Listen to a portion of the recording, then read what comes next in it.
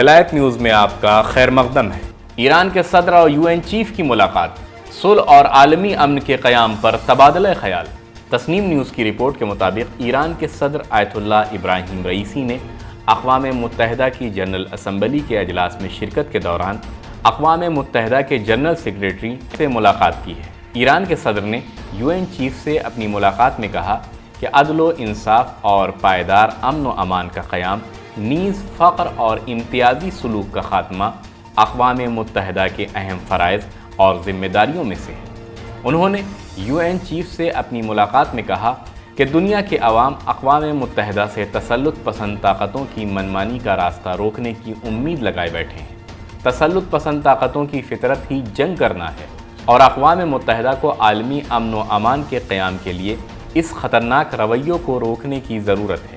انہوں نے افغانستان، یمن، شام اور افریقہ میں اقوام متحدہ کو اپنی ذمہ داریاں ادا کرنے اور ظلم و ستم بند کیے جانے پر بھی تاکید کی۔ آیت اللہ ابراہیم رئیسی نے کہا کہ ایران دنیا میں امن و امان کے قیام کے لیے اور ظلم کا راستہ روکنے کے لیے اقوام متحدہ کے ساتھ تعاون کے لیے آمادہ ہے۔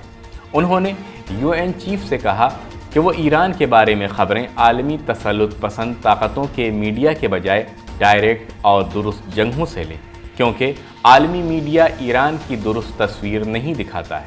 اقوام متحدہ کے چیف نے اقوام متحدہ اور ایران کے درمیان تعلقات کے فروغ میں دلچسپی کا اظہار کیا اور ایران سعودی عرب تعلقات کو علاقائی استحکام کے لیے اہم پیش رفت قرار دیا ہے۔ اسی طرح کی بین الاقوامی اور اسلامی دنیا کی خبروں کو جاننے کے لیے ولایت نیوز سے جڑے